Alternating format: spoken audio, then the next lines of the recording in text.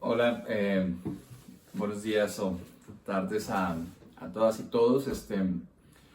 Pues muy contentos de estar acá en el primer Congreso Virtual Internacional Espacio, Tiempo y Cuerpos, Geopolítica Propositiva para nuestra América. Es muy importante seguir participando y compartiendo en este tipo de espacios a pesar de que las condiciones no sean las óptimas. Entonces, pues bueno, supongo que para muchos de nosotros y nosotras es una primera experiencia de compartir nuestras ideas y pensamientos de forma virtual. Entonces, pues esperemos que no sea muy tedioso para ustedes como público. Trataré de ser claro en las ideas a exponer y pues nos vemos ahorita en la sesión de preguntas y respuestas. Entonces, pues muchas gracias por su atención. Y el trabajo que yo les voy a presentar el día de hoy lleva por nombre Los cuerpos reclaman su lugar en el mundo, un viaje hacia nuevas posibilidades de subjetivación a través de la danza contemporánea. Y un poco es un esfuerzo que surge en mi experiencia como público de danza contemporánea, en el cruce con mi, digamos, campo profesional, que es la sociología y la antropología. Entonces voy a dar lectura a la ponencia para no perderme en el camino y también respetar el tiempo que tengo para compartirse el trabajo. Entonces, pensar en el cuerpo como una herramienta subversiva en nuestros tiempos implica reconocer que existen otras formas de conectar más allá de la mente y el raciocinio, las cuales han sido históricamente las herramientas que posibilitan aprender la realidad que nos rodea, así como los recursos esenciales para reconocernos como seres humanos.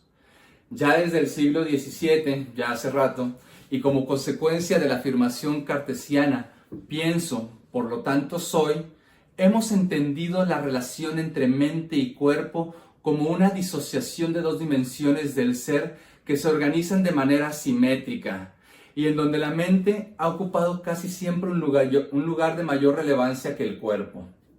De igual manera, la forma en la que se había reconocido la existencia del ser estuvo, desde esta división cartesiana, anclada a una racionalidad que constituye al ser histórico desde una perspectiva individualizante. Pienso, es decir, puedo pensarme, por lo tanto soy capaz de constituirme a través de esta enunciación reflexiva sobre mi propio ser. De esta manera, el ser fue entendido en sus condiciones de posibilidad a través de su capacidad de raciocinio y autosignificación. No obstante, ya desde hace varias décadas, el cuerpo como abstracción y como entidad física ha buscado reclamar su lugar no solo en términos de su relación con la mente, sino como una corporeidad cargada de saberes, de posibilidades sensibles, de memoria y de reflexividad propia. De esta manera, parece ser que los cuerpos en el mundo contemporáneo luchan por reconocerse como algo más que únicamente como un vehículo al servicio de la mente. A la par de este proceso, y como lo señalan Levinas y Bakhtin, la constitución del ser ha sufrido un desplazamiento hacia el reconocimiento del otro como un elemento fundamental a través del cual es posible que este ser emerja. En este sentido, el ser comenzó a ser entendido en una relación con el mundo que lo rodea y con los que en él habitan. Así, y considerando la lectura de Da Porta, es posible ser en tanto puedo observarme en los otros, y en tanto el exterior social se convierte en un referente constitutivo de lo que soy, es decir, en horizontes de posibilidades para la existencia individual y colectiva. Entonces aquí, más que un desplazamiento, vemos una ruptura entre la posibilidad de construirse como ser desde el autorreconocimiento y el autodenunciamiento de lo que soy, a la mirada y la observación del contexto y a quienes en él habitan, como un espejo a través del cual es posible constituirse como ser en el mundo social. Sobre esto, entonces, tomamos una postura dialógica, siguiendo el trabajo de Bakhtin que ya mencionamos, en la que la constitución del ser se realiza en el encuentro entre dos conciencias, en donde el reconocimiento por parte del otro es la fuente constitutiva del yo, que es lo que ya les mencionaba, y en donde este encuentro se realiza a través de una corporalidad definida históricamente. Así, partimos del supuesto de que la emergencia de los cuerpos arrojados al mundo en su complejidad y diferencia implica necesariamente el trastocamiento de las subjetividades individuales. En este sentido, es que entendemos que junto al cuerpo, abro cita, citando a Da Porta, debe pensarse el contexto, el lugar social, el emplazamiento desde el cual ese cuerpo es sede de la subjetividad. Bakhtin nos dice que en ese emplazamiento el sujeto no está solo frente a una exterioridad que lo convoca. El sujeto está con otros, en una interacción generalizada, en un contexto que le es ajeno, pero con el que interactúa. Pero además está en un lugar ya significado, ya valorado, en un lugar ya dado en términos de horizonte de sentido. Cierro cita. Como segundo punto, entendemos que se vuelve necesario colocar a los cuerpos y a sus subjetividades en un contexto de transformaciones significativas como los que estamos viviendo actualmente. Algunos ejemplos de estas reflexiones son las expresadas por Lepecki cuando señala que en la actualidad podemos hablar de coreopolíticas para referirnos a los cuerpos como entes que subvierten las normas racionalizadoras que dictan cómo ocupar los espacios públicos. Para este autor, los cuerpos pueden convertirse en dispositivos transgresores del orden social, así como en referentes para el reconocimiento colectivo.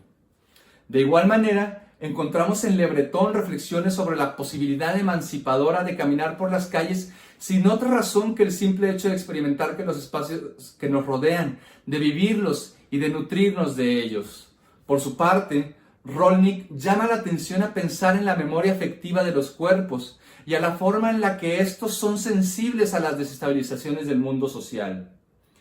Estos ejemplos que acabo de mencionar giran en torno a algunas de las discusiones y fenómenos contemporáneos donde el cuerpo y el contexto social ocupan un lugar central como puntos de referencia y desde los cuales se abren nuevas posibilidades para vivir, comprender e interactuar con el mundo.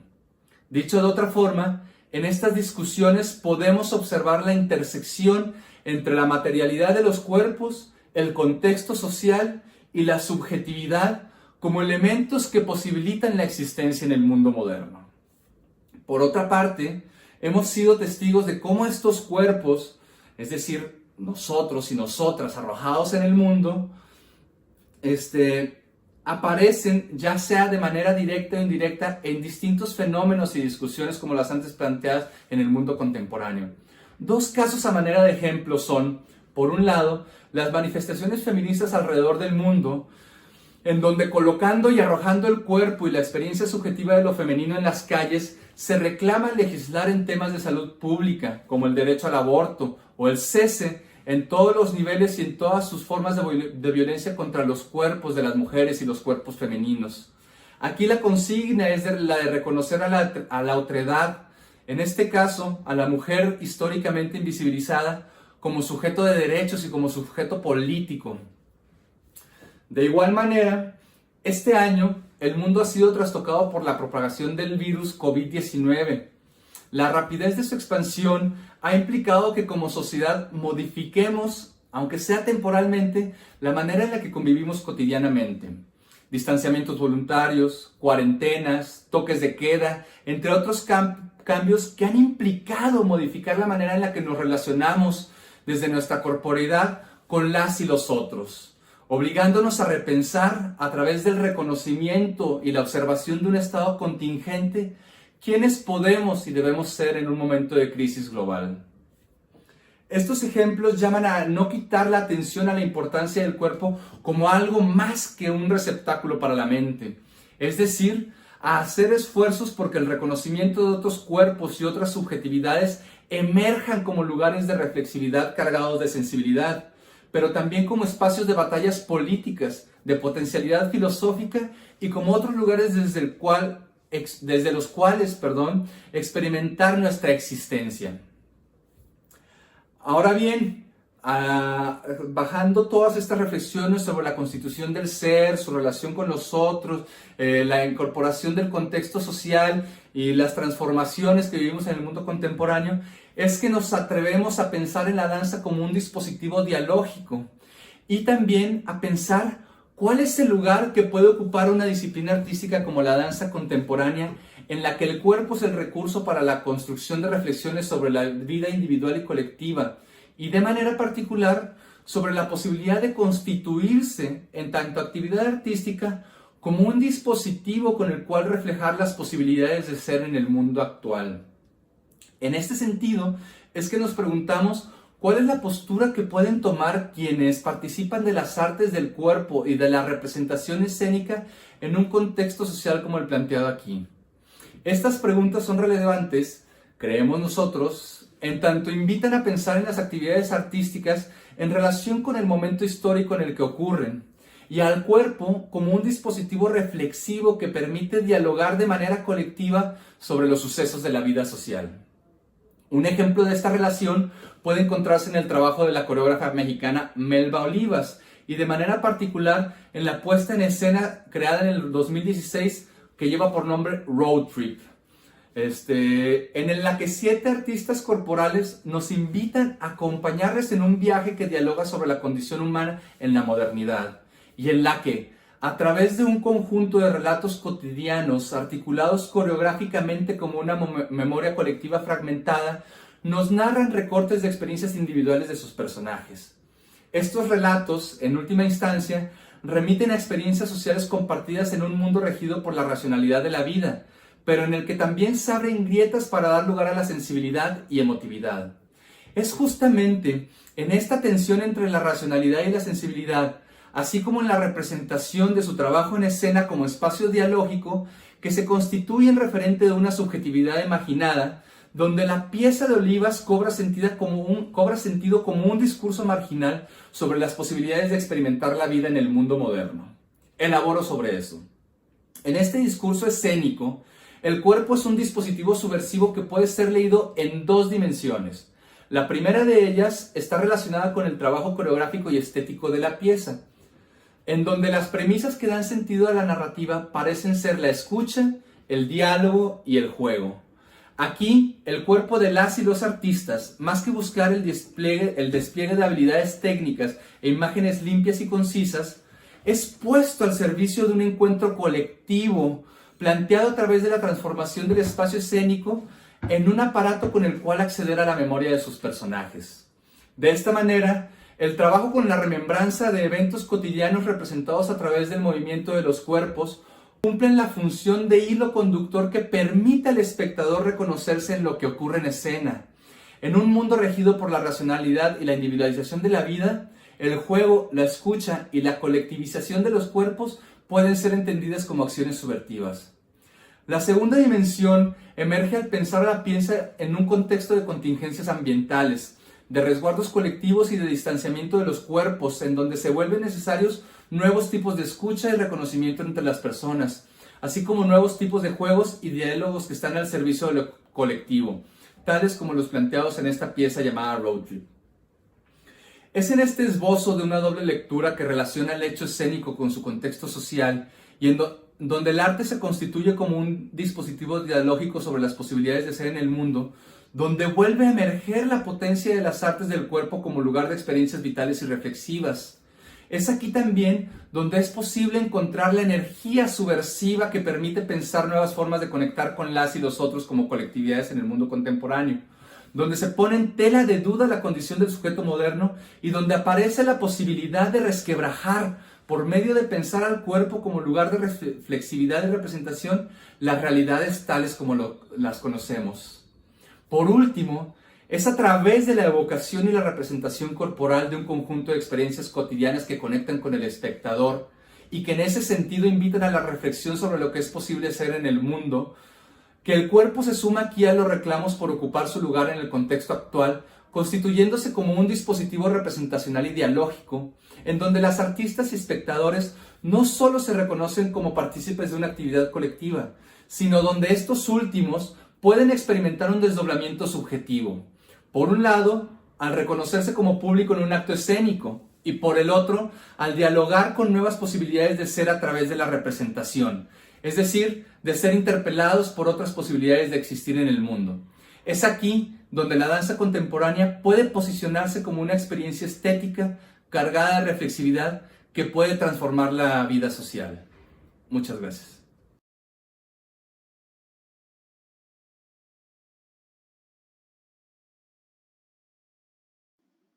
Buenos días o buenas tardes a todos y todas. Mi nombre es Soiles Rogel. Primero que todo, soy una humana y de profesión soy artista investigadora. A continuación, les vengo a exponer un trabajo de investigación que se enmarca dentro de la teatrología o las ciencias del teatro y en específico dentro de la filosofía de la praxis teatral, la cual busca visibilizar y empoderar el conocimiento a través de la práctica. En específico, en este trabajo, lo que busco es empoderar y visibilizar los conocimientos de las prácticas del Abya Yala Sur. Es por eso que he denominado este trabajo el figurín cóndor, una base para comprender los principios corporales de las expresiones festivo-rituales de los Andes centrales. Para introducir la temática de este trabajo de investigación, me gustaría que nos detuviéramos un poco en el contexto del Abya Yala Sur. En 2019 hubo un gran estallido social en el territorio que se vio en los países de Bolivia, Chile, Ecuador, también Perú, pero me voy a detener en el caso chileno porque es mi país de origen y además porque estuve presente en ese estallido social que conllevó también un profundo proceso de concientización de la decolonialidad, del epistemicidio y de la violencia epistémica que ha estado presente durante mucho tiempo en nuestro territorio. Lo más llamativo de estos tres conceptos es que fueron concientizados tanto de manera teórica como desde la práctica, porque se evidencian manifestaciones o expresiones simbólicas que dan cuenta de ello. Es así como lo podemos ver a través de los diferentes ejemplos que voy a presentar. La primera práctica que se ha dado constantemente es el derrocamiento de estatuas. En este caso, podemos ver la estatua de Pedro de Valdivia en la Plaza de Independencia de Concepción en octubre de 2019. Es un personaje que se ha repetido mucho en esta práctica porque además están estos otros dos ejemplos. En el caso izquierdo es uno muy llamativo porque es el busto de Pedro de Valdivia en el puente Pedro de Valdivia en Valdivia que fue colgado. Entonces es una especie de práctica que ejecuta una triple justicia simbólica del territorio. Y en el caso derecho tenemos el busto de Pedro de Valdivia en la Plaza de Armas de Cañete, también en Valdivia, donde le fue grafiteado un particular elemento en su busto. También, en esta práctica de derrocamiento de estatuas, en el lado izquierdo tenemos el busto de José Menéndez Menéndez, que ha sido reconocido como el mayor genocida del pueblo Selkman, y en este caso también en un acto de justicia simbólica, fue puesto a los pies del monumento al indio Patagón, también con un distintivo pictórico, se le ve pintado de colores, que fue ejecutado en Punta Arenas. Y también podemos ver, como dice, Menéndez Brown, asesino. En el caso derecho tenemos otro ejemplo que ya no es un derrocamiento de estatuas, sino la reivindicación de una estatua, que es el monumento a Caupolicán y la cabeza del busto militar de Dagoberto Godoy. En este caso vemos cómo se le inserta una bandera mapuche que se ve flameando y además en la parte inferior se le agrega una consigna que resume el espíritu del pueblo chileno, que es nueva constitución o nada. Asimismo, vemos ya en específico esto desde la capital, en el caso de Santiago, que aparecen expresiones Selkman en las manifestaciones de noviembre. En el caso izquierdo es muy llamativo porque ya es uno de los espíritus Selkman enfrentándose directamente con la policía. Y en el lado derecho tenemos a manifestantes que pintan sus cuerpos de acuerdo a la cultura, y cabe destacar que la cultura o la comunidad Selkman aún no es reconocida por el Estado chileno. También vemos estas llamativas intervenciones, como es el caso, el caso izquierdo, la intervención textil de una bandera huaypala a la entrada de la Universidad Nacional de Colombia, en Bogotá, en noviembre de 2019, donde vemos cómo se articula este discurso de urbano moderno con la intervención de una práctica textil, además de hacerlo por medio de una huipala.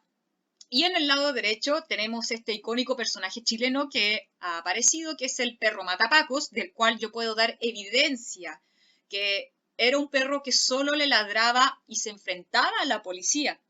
Y podemos ver cómo su distintivo, que fue la pañoleta roja, que se evidencia el territorio americano, y en el otro caso que es que está cambiando la estrella chilena por una hueñulfe. Y para cerrar, me gustaría dar cuenta de esta expresión, que es un fósil amonite, una subclase de molusco cefalópodo, que fue lanzado a la policía chilena en la Plaza de Armas de Coyhaique, que dentro de todas las cosas que uno puede ver que se le lanza a la policía, piedras, símbolos de tránsito, fue encontrado este fósil amonite.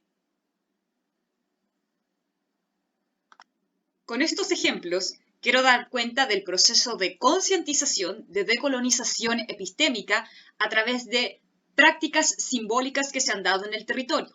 Y en ese sentido, desde el arte escénico me parece imperioso y necesario que, en primer lugar, el conocimiento práctico sea una forma válida de conocimiento y que, por otro lado, también como artistas de el Abya Yala seamos conscientes de que también tenemos que generar un tipo de conocimiento desde la práctica, pero que también considere las cosmovisiones de este territorio.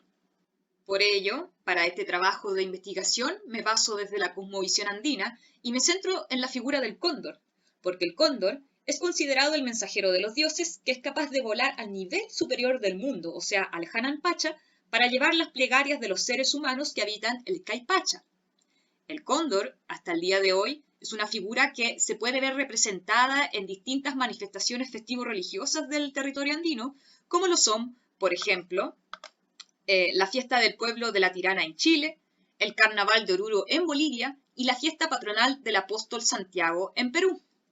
En ese sentido, desde el arte escénico y desde nuestro territorio, me lleva a reflexionar si es posible establecer nuestra propia concepción del principal elemento que ejecuta la práctica, el cuerpo. Por ello, ¿qué es lo que compone a una corporeidad andina? ¿Ustedes creen que puede identificarse una corporeidad particular a partir del estudio de las expresiones festivo-rituales? ¿Existe una nueva noción de corporeidad andina, modificada irremediablemente por el proceso de colonización y el desarrollo del sincretismo cultural? ¿O se debe hablar de una nueva noción de corporeidad andina? Y en ese sentido, ¿podría la figura ritual del cóndor ser un ejemplo vivo de corporeidad andina? Para dar respuestas a estas preguntas, he efectuado la siguiente metodología. Partir desde la antropología del cuerpo, en específico desde la fenomenología del cuerpo, para incluir la cosmovisión andina y así realizar una síntesis de conceptos que logren dar una aproximación a la configuración de una corporeidad andina que logre analizar la figura ritual del cóndor andino en las diferentes manifestaciones festivo-rituales que les comenté anteriormente. Sin embargo, en este trabajo de investigación aparece una problemática, porque desde la antropología del cuerpo y la fenomenología del cuerpo se hallan aportes de autores y autoras tales como Marcel Mauss, Maurice Merleau-Ponty, Herbert Read, Michel Foucault, Pierre Bourdieu, Judith Butler, David Le Breton, Constant Klassen, por nombrar algunos, que si bien hacen grandes aportes a estas disciplinas, pero todos ellos y ellas poseen una experiencia territorial diferente, una experiencia territorial occidentalizada. Por ello ha sido necesario buscar autores y autoras del territorio, como son Katza Cachihuango, Patricio Guerrero, Aníbal Quijano, Arturo Escobar, Enrique Dussel, Rodolfo Kusch, Ramón Grossfogel, Rodolfo Albán, Franz Fanon, y mis favoritas Catherine Walsh, María Lugones, Zulma Palermo, Silvia Rivera, Rita Segato, Silvia Citro, Patricia Ascheri, Elina Matoso, Raquel Guido y Liana Diegues. Entonces, gracias a la visión de estos autores y autoras, es posible complementar una fenomenología corporal del territorio. Para ello me baso en los principales postulados de Merleau-Ponty y en los conceptos de visión unidual, corporeidad y corporalidad. Entenderemos por visión unidual que la mente y cuerpo conforman una unidad indisoluble, que la corporeidad es la conciencia de ser un cuerpo que activa un entorno y la corporalidad es la conciencia de tener un cuerpo y que activa desde un estado interior. Sumado a ello, esto se puede complementar con conceptos de la lengua quechua que dan cuenta de otras posibilidades de conciencia corporal, tales como el runayay, la conciencia interna del ser, el runakai, cuando el ser humano es consciente de su ser junto al entorno macro y micro en el que vive, el ayuyay, la conciencia de identidad familiar, y el yaktatay, la conciencia de pertenencia cultural comunitaria.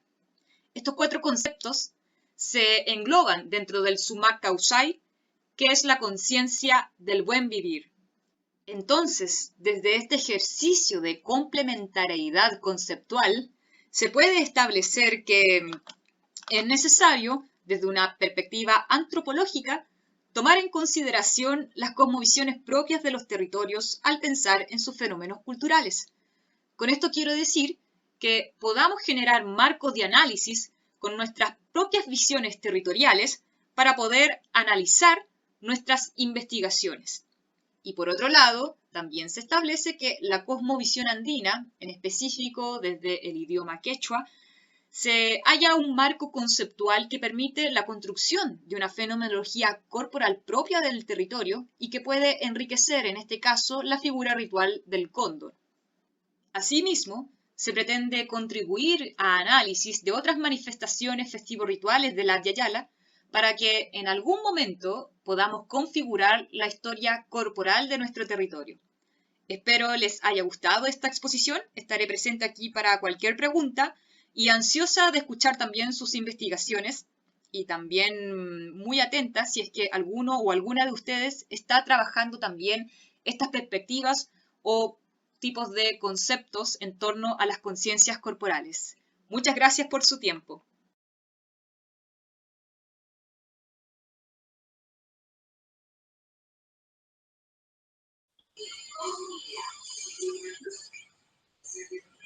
Bueno, buenas tardes, acá desde Mendoza, Argentina. Mi nombre es Federica Yerboski, vengo del campo de la filosofía, ¿no? Y bueno, primeramente agradecer la participación, ¿no? El espacio en este congreso virtual, espacio, tiempo y cuerpos, geopolítica propositiva para nuestra América. Bueno, primero contarles un poco dónde se enmarca este proyecto. Bueno, se enmarca, o sea, mis proyectos, ¿no? Y este trabajo se enmarcan en proyectos de investigación colectivos, sin duda, dentro del marco de la filosofía latinoamericana y las historias de las ideas, en el INSIUSA, dentro de CONICET, ¿no? Que es la Comisión Nacional de Ciencia e Investigación en Argentina. En INSIUSA particularmente lo creó Arturo Roig, y bueno, y ahora este grupo sigue fuertemente de la mano de Adriana Arpini y de Dante Ramaglia. Les agradezco siempre por el espacio. Y bueno, mis líneas de investigación dentro de estas líneas de investigación en general, ¿no?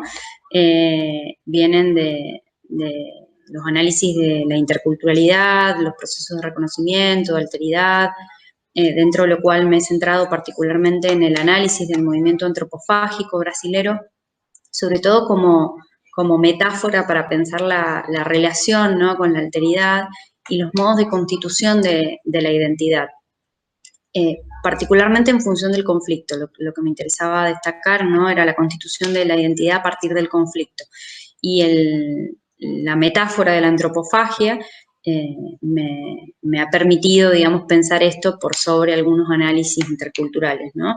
Y entonces, bueno, a partir un poco de estos análisis acerca de la antropofagia, de pensar la antropofagia como metáfora en función del mestizaje o de la vinculación con el otro, es que, bueno, que arribé también un poco al tema de lo caníbal.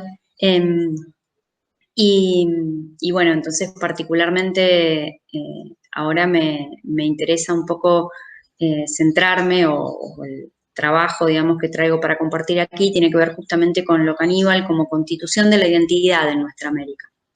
Entonces, un poco lo que propuse pensar, ¿no? Era la construcción de lo salvaje y de lo caníbal en nuestra América, ya que consideramos, ¿no? que esta construcción generó una determinada simbólica y una consecuente geopolítica que habilitó el salvajismo europeo y lo sigue habilitando en la actualidad.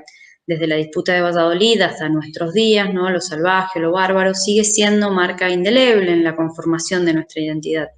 Entonces nos interrogamos en el fondo, ¿no? Acerca de cómo deconstruir un poco esa marca o cómo justamente al menos hacerla visible para intentar constituir una subjetividad emancipada y en consecuencia una geopolítica diferente, sin expoliación de nuestra naturaleza ni de nuestra gente como mera fuerza de trabajo, ¿no?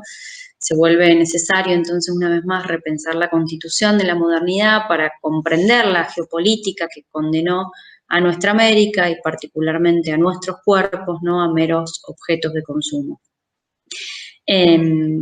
Partimos un poco de volver a pensar la disputa de Valladolid, porque justamente es quizá el primer hito que pone en cuestión esta forma de pensar, ¿no? Lo humano en nuestra América, y donde empieza, ¿no? esta acusación fuerte de lo caníbal, ¿no? Y la justificación de la guerra contra los indios, ¿no? Por su supuesta filiación natural con lo caníbal. Esta famosa disputa entre Ginés de Sepúlveda y Bartolomé de las Casas. Pero bueno, más allá, ¿no? de esta disputa por todas y todos conocidas, me interesa un poco repensar un poco más allá esta figura de lo caníbal a partir de la constitución de la modernidad, ¿no? Y ver cómo en esta retórica en torno a lo caníbal y a lo salvaje, en realidad se dan dos elementos fuertemente interconectados, ¿no? La asociación entre el consumo de carne humana, adjudicados efectivamente a los caníbales, ¿no? A esta figura del Caribe, de los caribes que después son caníbales, y por otro lado el consumo de mano de obra y de metales preciosos en manos de los encomenderos. Nos interesa traer una cita de Jáuregui que justamente dice: el asunto del canibalismo es cada vez menos una cuestión de consumo de carne humana por una parte, por parte de los caribes, y cada vez más una de consumo de las fuerzas de trabajo por parte de los encomenderos de las Antillas Mayores. Fin de cita. También justamente eso, ¿no? O sea, pensar cómo hay una dualidad acá en esta perspectiva del canibalismo y una denuncia del consumo de carne humana por parte de los salvajes, ¿no? Pero en el fondo cómo se da un proceso de expoliación y de consumo extremo de mano, ¿no? de estos encomenderos, que sigue vigente hoy, ¿no? O sea, la figura del encomendero habría que revisitarla. Nos interesa pensar acá junto con Joaquín Barrientos, un pensador mexicano, ¿no? que habla justamente acá de dos apetitos extremos, ¿no? El consumo saciable de oro y de mano de obra indígena, por un lado, y el consumo insaciable de alteridad cartográfica y mismidad etnográfica. Justamente acá se da la constitución de este saber etnográfico, el inicio de esta disciplina antropológica fuerte, con una mirada fuertemente eurocentrada. Que implica justamente el expansionismo transatlántico y la imposición de una cultura eurocéntrica, pero con una forma de saber y una forma visual también que nos sigue mirando de ese mismo modo hasta el día de hoy, ¿no? Vamos a acordar ahí también con Barrientos en la postulación de una colonialidad del ver, justamente cómo hay una constitución del otro en función de una mirada que se vuelve transparente, ¿no? Y que Barrientos denuncia como esta colonialidad del ver, ¿no? Viniendo de Quijano con la colonialidad del poder y la colonialidad del saber, nos interesa pensar aquí la colonialidad del ver. Se ponen justamente acá al descubierto estos estereotipos etnorraciales producidos por los cronistas de Indias y reproducidos por la cultura visual moderna colonial, pero que sigue vigente, como decíamos hoy, hasta nuestros días. Entonces, aquí habría justamente una cierta paradoja, ¿no?, concomitante y una conexión directa, ¿no?, entre este apetito colonial por las riquezas del Nuevo Mundo, este hambre por los metales o la sed de oro, que justifica este consumo esclavista y generar una forma de alteridad indígena canibalizada, ¿no? Canibalizada, pero que se vuelve justamente, o sea, que la canibalizamos para convertirla en una potencia productiva, en una fuerza de trabajo. Entonces, vemos una cita de Barrientos, ¿no?, que dice: de esta paradoja surgieron a su vez dos artefactos salvajes o formas conceptuales de salvajismo descritas por el pensamiento ilustrado eurocéntrico, es decir, el salvaje amigo y aliado que se integra a la economía colonial transatlántica, y el salvaje enemigo, inhumanizado y caribe, que se mantiene al margen del comercio.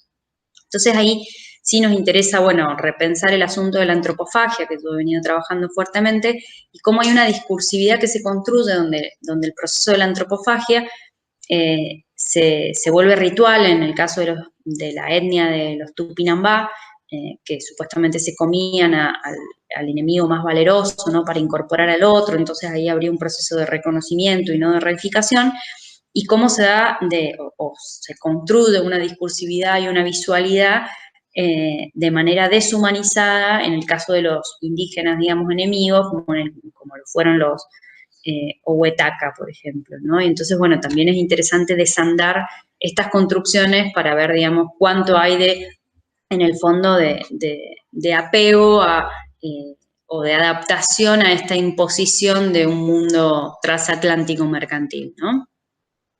La otra cuestión interesante es cómo estas tierras, ¿no?, pasan a ser, desde esta metáfora del dorado, del nuevo mundo, de estas tierras vírgenes, a ser las tierras caribes. Y entonces hay una cuestión metonímica, una producción metonímica donde en el fondo todo este territorio pasa a ser materia, a ser consumible, porque cae bajo la acusación de lo caníbal. Y entonces también se justifican las expediciones esclavistas en cualquier lugar. Lo que nos interesa un poco acá visibilizar es que quizás se dan las dos cosas, ¿no? Esta visión del dorado, ¿no?, o de esta América virgen, o de esta naturaleza, ¿no?, extrema, y que sigue vigente hoy, y que también de algún modo sigue fagocitada, ¿no?, o canibalizada, porque sigue siendo consumida en términos de folclorización o en términos de turismo cultural, ¿no? Y entonces se generan nuevas formas de consumo. Nos interesa, digamos, un poco acá en el fondo pensar qué pasa con el mal salvaje, ¿no?, con aquel que no se muestra como hombre natural, como parte de este dorado del paraíso terrenal, a ser incorporado a la perspectiva de lo mismo, ¿no?, como denuncia Dussel, sino con el caníbal que no se adecúa a los parámetros modernos coloniales y mercantiles, y que creemos que justamente esta figura de lo caníbal, que se va a configurar como una racialidad extrema en el fondo, puede pensarse junto con lo que Boaventura de Sousa Santos habla dentro de su línea abismal, ¿no? O sea, del otro lado de esta línea abismal estaría esta constitución de lo caníbal, ¿no? Y entonces acá también nos interesa destacar cómo hay una modificación, porque se genera al incorporar justamente este nuevo mundo a Occidente, al incorporarlo geográficamente, etnográficamente, ya no podemos hablar de un afuera geográfico, pero lo que se produce a partir de acá es un afuera ontológico, ¿no? Entonces se genera un adentro etnológico, un adentro geográfico y un afuera ontológico, y hay una división acá antropológica fuerte.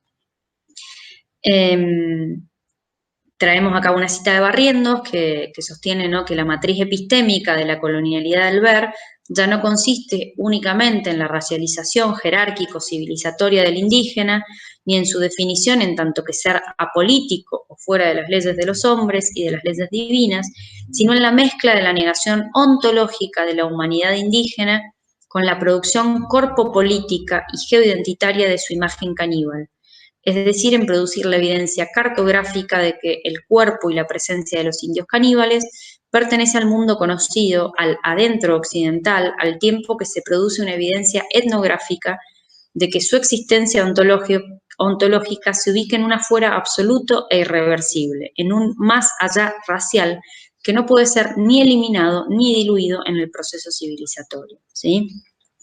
Fin de cita, esta racialización radical un poco de la que hablábamos, ¿no? Y entonces acá se produce también justamente una conceptualización particular de la alteridad que hace justamente descubrir esta alteridad como caníbal, como lo otro, como lo monstruoso, mientras que hace desaparecer a la mismidad, ¿no? A esta mirada del europeo colonizador, civilizador, como pura transparencia, como una mirada inmaculada, como una mirada objetiva, distante, en esta constitución no protoetnográfica y antropológica. Entonces hay acá una doble, digamos, una doble cuestión antropofágica, ¿no? Que consume al objeto, ¿no?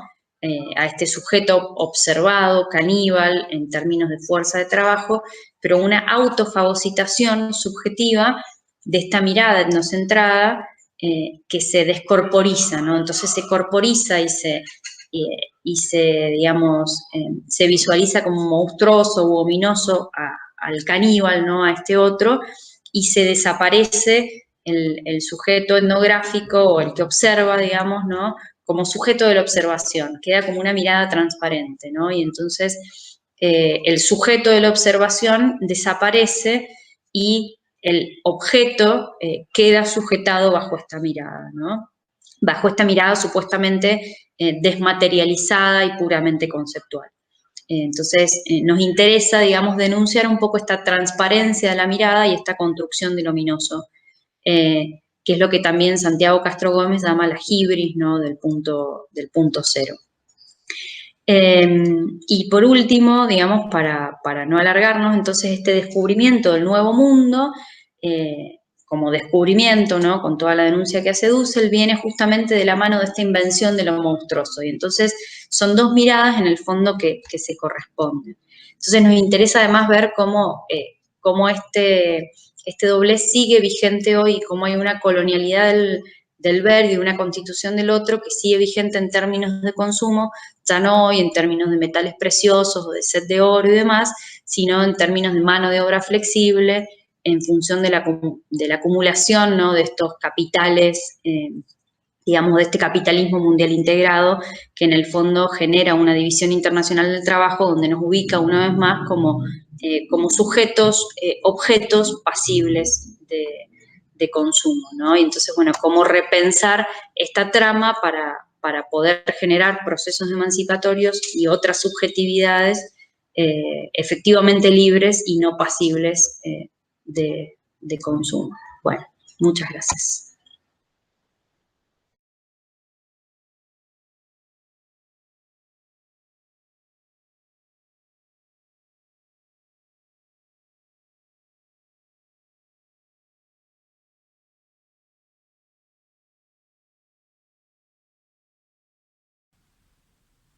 Muy buenas tardes. De antemano agradezco inmensamente la posibilidad de participar en este primer Congreso Internacional Virtual Espacio, Tiempo y Cuerpo. Mi nombre es Erika Paola Méndez, soy licenciada en Artes Escénicas de Bogotá, Colombia, y en este momento me dispongo a presentar mi ponencia que se titula El arte comunitario como estrategia de animación sociocultural en los modelos de gestión cultural comunitaria. Antes de poder tejer una relación entre estos tres elementos fundamentales, me interesa que podamos abordar inicialmente lo que puede considerarse como el arte comunitario. Estas prácticas en específico, que son aquellas que se van a instalar directamente en los barrios y en las comunidades, ¿no? Que van a brotar de esos intereses, de esos propósitos que los mismos locatarios van a tener directamente en las comunidades y que se van a organizar a través de colectivos o a través de propuestas específicas que van a utilizar el arte como herramienta para la vinculación de otros actores que pertenecen a las comunidades. Dentro del arte comunitario, pues en efecto vamos a tener esos elementos que hacen parte de todas las prácticas artísticas, ¿no? Que tiene que ver con el artista, con el espectador, con el espacio de representación y con la obra como producto terminado, pero que en efecto estos elementos van a tener unas configuraciones y unos sentidos distintos, porque justamente para las comunidades, como productoras de sentido, van a tener unas configuraciones diferentes. En un primer lugar entendemos a los artistas, ¿no? Que son estos mismos personajes que se organizan dentro de los barrios y que utilizan las técnicas artísticas para poder expresar, para poder sensibilizarse entre ellos mismos, pues en efecto ese rol de artista va a empezar a modificarse también con el del espectador. En muchas veces esos roles empiezan a diluirse un poco, ¿no? Porque justamente esas generaciones de sentido, esas relaciones que se van a tejer, pues van a ser muy distintas. Estos espectadores que antes se concebían más como espectadores pasivos, que solamente iban a ver una obra, en este momento se necesita que sean espectadores activos, espectadores que participan, que intervienen, que inciden directamente en sus territorios. Y en ese sentido, pues ese juego que se empieza a entrelazar entre los artistas y los mismos espectadores, pues lo que van a hacer es una composición o un trabajo colectivo que permite la generación de sentido dentro de las comunidades. Acá pues empieza también a reevaluarse un poco esta cuestión del producto artístico como objeto creado, porque en efecto va a ser un objeto que se va a seguir configurando y que va a ir componiéndose de otras maneras. Y aquí aparece también otro elemento fundamental que tiene que ver con los espacios de representación. Pues los espacios, si antes se concebían solamente como los teatros o los museos, como esos espacios de movilidad artística, pues dentro de los barrios, esos espacios que ahora van a ser los parques principales o las plazas o los salones comunales, pues en efecto van a ser los escenarios que en este momento la comunidad va a utilizar para intervenir, que la comunidad va a utilizar para encontrarse, y es lo que justamente va a permitir la cohesión social y lo que va a permitir el desarrollo cultural y territorial. Justamente cuando estos artistas que se vuelven gestores, que se vuelven agentes de cambio, empiezan a tomar estos espacios y a democratizarlos, pensando en estos espacios como espacios públicos, van a tomarlos y a democratizarlos porque justamente se van a encontrar y van a hacer uso de ellos, pues es justamente también cuando empezamos a entender que se da un desarrollo cultural y comunitario de manera colectiva, en el que todos y todas empiezan a participar. Cuando empezamos a entender este fenómeno que empieza a brotar directamente en los barrios con un interés particular de los mismos líderes, ¿no?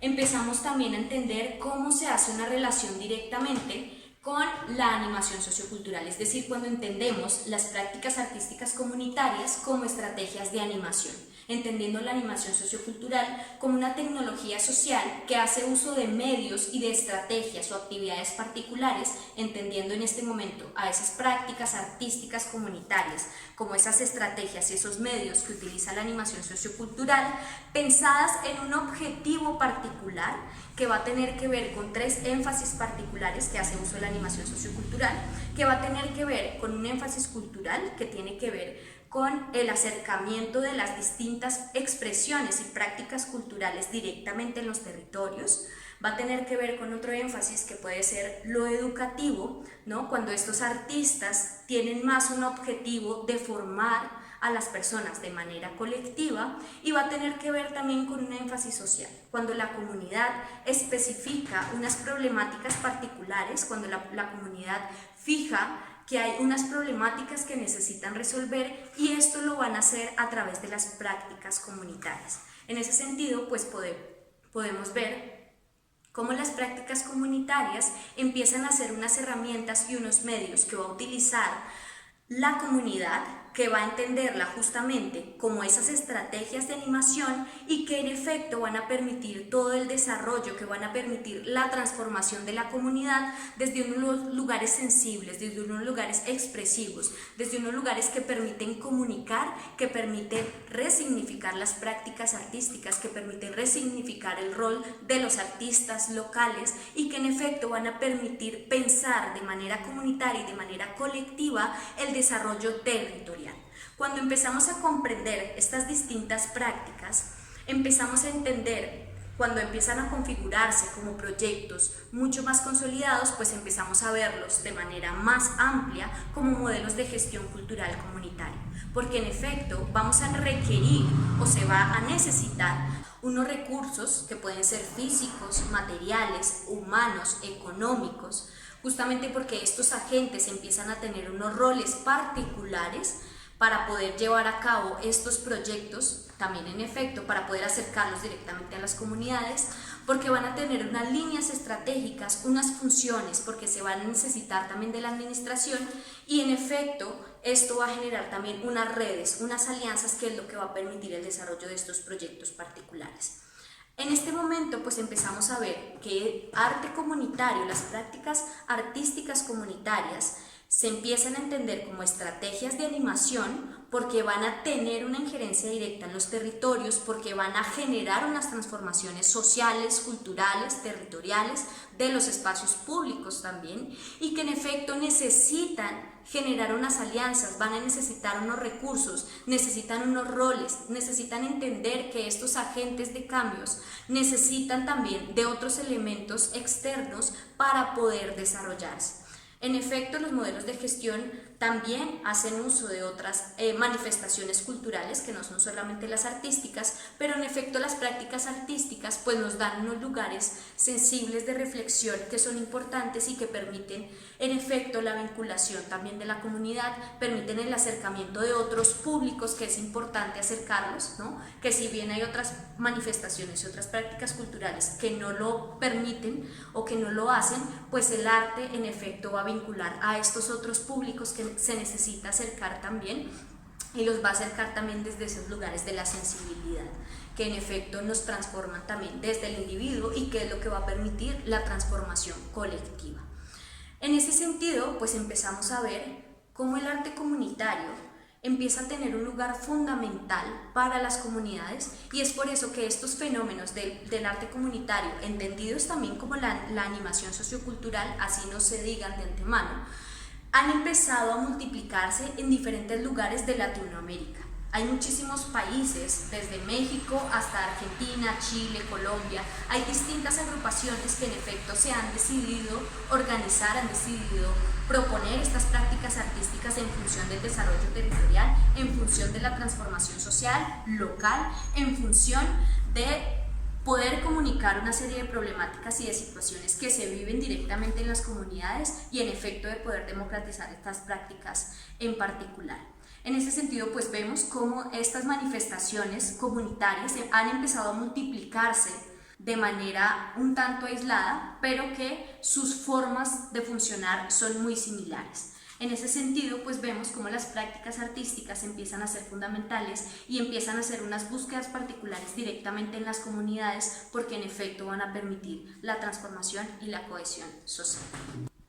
Y así como entendemos que estos fenómenos o estas prácticas particulares del arte comunitario empiezan a multiplicarse en varios de los lugares, en varios de los países latinoamericanos, pues empezamos a ver algunas coincidencias que, si bien en términos de lo geográfico están sucediendo de manera aislada, pues empiezan a tener unas particularidades similares, y puede tener que ver justamente con los objetivos que van a tener estos agentes sociales, estos agentes, estos artistas particulares en función de su comunidad.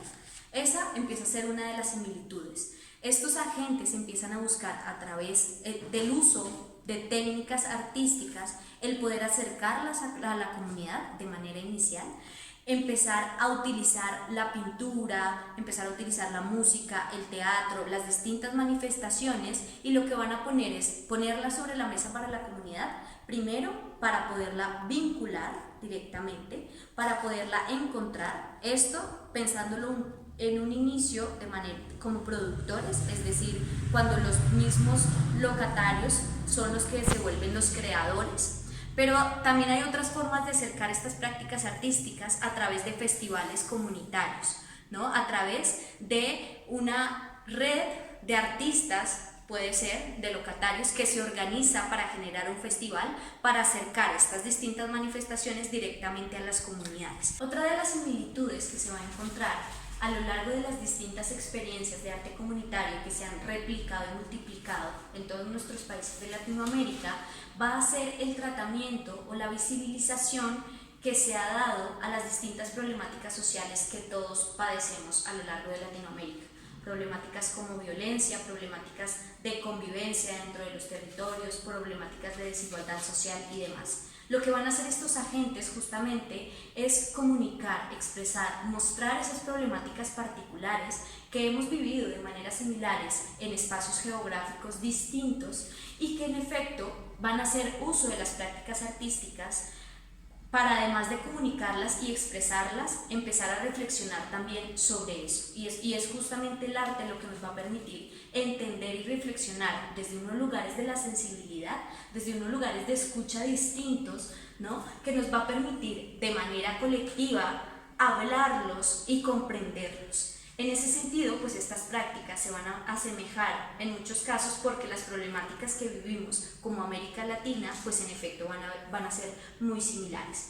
Esto lo han empezado a entender muchas instituciones públicas, instituciones directamente de gobierno, que han empezado a entender las prácticas artísticas comunitarias como elementos fundamentales que, además de acercarlas, ¿no?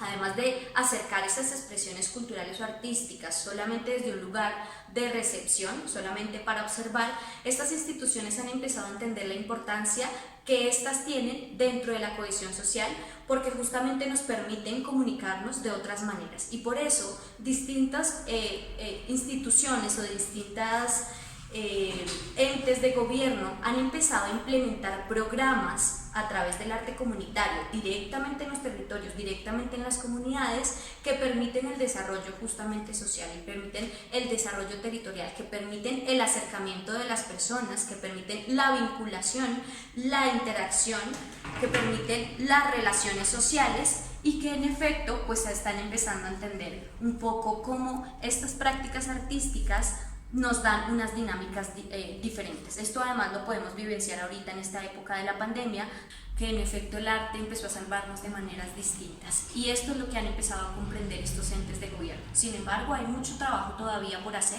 hace falta mucho financiamiento, hace falta generar todavía más proyectos, porque en efecto pues esta es una de las mayores problemáticas que presentan estos agentes culturales directamente en los barrios y una de las causales por las cuales las agrupaciones pues han empezado a desintegrarse, ¿no? Y tiene que ver con el financiamiento y tiene que ver con la posibilidad de sostenerse a lo largo del tiempo. En ese sentido, pues es importante también generar procesos que nos permitan de manera generacional darle continuidad en estos modelos de gestión, es decir, que desde los más pequeños empiecen a comprender las prácticas artísticas comunitarias para el desarrollo social, porque justamente esos que son pequeños pues van a ser después los jóvenes y después los adultos líderes que van a permitir el mantenimiento de estas prácticas artísticas, de estas prácticas culturales directamente en los territorios, y que en efecto lo van a comprender desde un lugar que las entiende como elementos y como herramientas de transformación social. Con esto doy por terminada esta ponencia, les agradezco inmensamente y feliz día.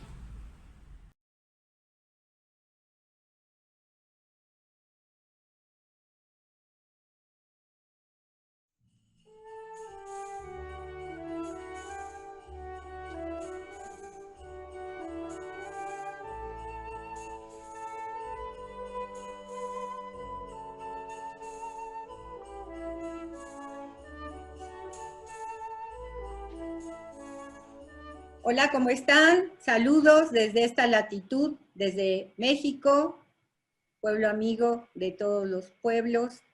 Queremos participar en este primer congreso virtual denominado Espacio, Tiempo y Cuerpos, Geopolítica Propositiva para Nuestra América. Nuestra experiencia en formación de jóvenes profesionales en el campo de la educación nos llevó a poder conjuntar elementos que en la escritura pudieran estar dando cuenta de esta experiencia.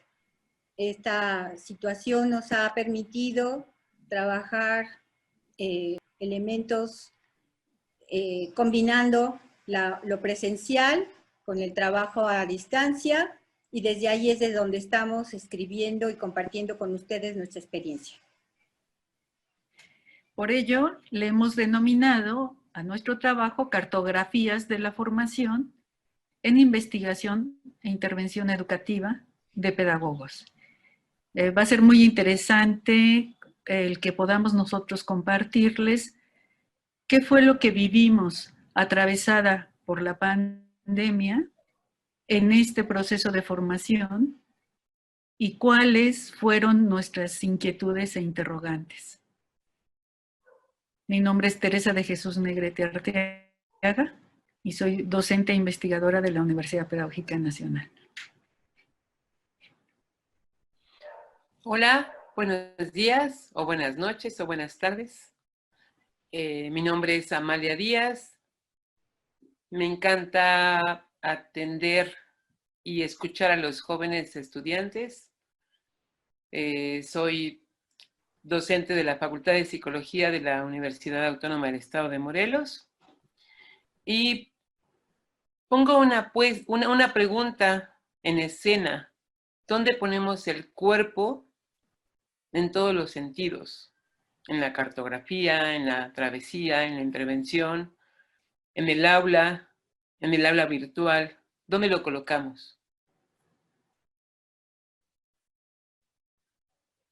Esta pregunta que nos hace Amalia, pues nos provoca justamente para empezar nuestro diálogo, y justamente el nombre de este congreso, de este primer congreso virtual, alude a un concepto que hemos venido poniendo en el centro, porque justamente con quienes trabajamos desde la perspectiva de la investigación e intervención educativa, es con los sujetos y sus cuerpos, con los sujetos y su sentipensar, con los sujetos y los vínculos que se van armando en su historia de vida, en lo familiar, en lo escolar, en lo social, en lo comunitario.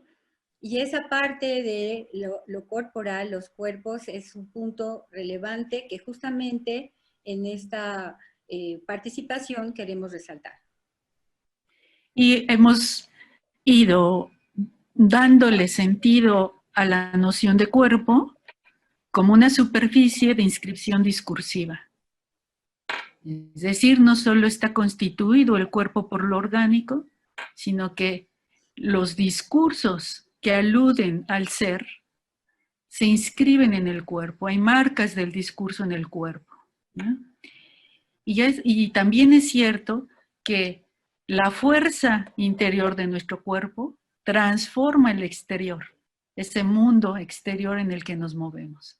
Entonces, esta idea de proceso de inscripción, el cuerpo como superficie de inscripción, tiene que ver con este doble juego, ¿no? Este juego de el interior hacia el exterior, ¿no?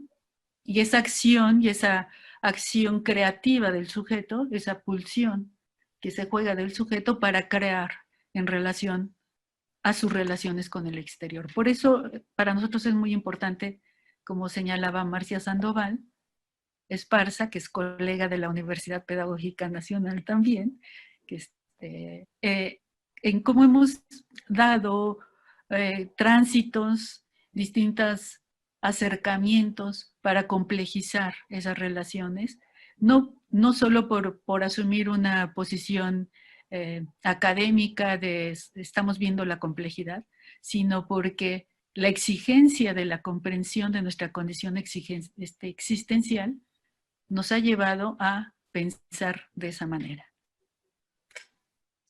Y encontramos en los procesos de acompañamiento, de formación de los sujetos, elementos que nos pueden ayudar en esa caja de herramientas para ir teniendo posibilidad de impulsar esa formación en ellos desde esta perspectiva, donde puedan intervenir con otros sujetos, con poblaciones, concebidas como pares, como iguales, no como objetos de investigación, no como fuente de información, no como un dato más. Entonces, el elemento cartográfico como elemento de pues, producción crítica, de documentar ese proceso, nos ha permitido llegar a este punto. Ok. ¿Qué se florece en este elemento cartográfico? Se florece las pautas, las dinámicas familiares, la intimidad de la casa y todo lo que no se habla, todo lo que no se puede pronunciar, todo lo que callamos. Entonces, ¿qué pasa? Estamos hablando de los estudiantes, pero ¿qué pasa también con el docente? ¿Dónde estamos? ¿Dónde implicamos nuestro cuerpo? ¿Dónde lo intimidamos? ¿Lo separamos o cómo está? Somos textos, somos relatos, somos narrativa caminantes. Estamos así, llevamos, como dice la doctora Teresa de Jesús, la inscripción, somos cuerpos de inscripción, llevamos ahí todo el tiempo esa historia, ese devenir, es un devenir, somos un devenir andando, se podría decir. Pero entonces fíjense que vernos en una pantalla, convocarnos a hablar en la pantalla o mirarnos, ha implicado entrar en el juego de lo imaginario, ¿sí? En el juego de lo imaginario donde se articula, como diría Deleuze, lo real con lo no real. Pero lo interesante es que no están los dos planos como desaparecidos, sino hay un diálogo entre los dos. Y en ese diálogo es que opera lo imaginario, ¿no? Y la fuerza que adquiere lo imaginario para escucharnos.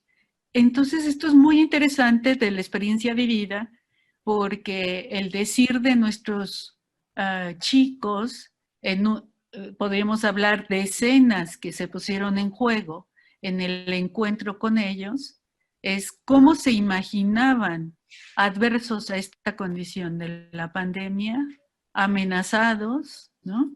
Cómo se imaginaban frente al escenario de la posibilidad de contagiarse y morir, o de que un ser querido se muriera, ¿no? Y cómo desde ahí, en esta idea de lo real y lo no real, aparecían los decires de si era real o no era real este virus, ¿no? Si se consideraba o no se consideraba una posibilidad de cuidado por ser jóvenes, ¿sí? O en qué lugar se colocaban. Y este diálogo sobre cómo poner el cuerpo, ¿no? El cuerpo en ese imaginario, ¿no? En ese diálogo que se establecía, como diría Deleuze, como esa manera de los cristales, él dice, esa composición física de los cristales, pero que es traslúcido y que lo opaco queda como en el no dicho, como diría Amalia, ¿no? Pero al mismo tiempo hay una luz que atraviesa ahí, ¿no? Y que es ese juego de luces nos da cuenta de ese imaginario con el que estamos trabajando, lo vamos procesando y además lo vamos recreando. Además de esa parte de lo interno y lo externo, también se juega la parte de lo propio y lo ajeno. Esa parte de, en ese imaginario, o sea, me repliego, me resguardo, estoy en confinamiento, estoy en una situación de no salida de un espacio que puede estar siendo en solitario o que puede estar siendo en un colectivo del núcleo familiar o un colectivo de un núcleo de comunidad, pero que esa forma de la nueva convivencia va teniendo otro sentido de cómo era antes de esta situación de confinamiento. Entonces Sí. se va armando, se va ahí configurando otra posibilidad de establecer relaciones, de establecer vínculos, pero también con lo propio y lo ajeno. Inclusive la virtualidad nos permite entrar en lo íntimo muchas veces, ¿no? Y la cuestión es hasta dónde en esa situación de convivencia presencial o esa convivencia virtual, cómo yo en ese imaginario voy estableciendo otras formas de relación y a partir de una nueva cotidianidad, como dijera Michel de Certeau, ¿no? Se van, como dice Marcia, ¿no? Se van configurando, pero se van resignificando. Resignificaciones que no, bueno, que no ni siquiera los tenía claro o las tenía claro. ¿Qué pasa cuando estamos en el aula? Estamos dentro de una institución. ¿Y qué pasa cuando estamos en la casa, en la familia? Estamos en otra institución. Entonces, ¿qué se juega ahí? ¿Qué líneas de fuga diría Deleuze? Se están entrelazando. Y también como Foucault, ¿no? No es un panóptico el aula, no es un panóptico la familia. Entonces, todas estas verdades resignificadas, las que escuchamos con los estudiantes, están ahí. Ahí está el cuerpo. Ahí está el cuerpo teniendo voz. Claro, lo cierto es que ahora la mediación construyó un tercer panóptico, ¿no? Que era la mediación, nos permitía tener unas ventanas para mirar la dinámica de las pautas de la escolaridad desde la casa y a su vez desde el lugar de la escolaridad los docentes podemos mirar la intimidad de la casa, ¿no? Entonces, este panóptico, que fue un nuevo dispositivo de relación que se entabla, que no lo habíamos imaginado de esa manera, nos abrió para esto que decía Marcia, hacer visible lo que no era visible. O sea, nosotros veíamos a los estudiantes llegando al aula, portando su lugar de ser estudiantes, sin muchas veces abrirnos a entender su condición de vida y lo que les sucede, de dónde provienen, cuál es su ropaje, ¿no?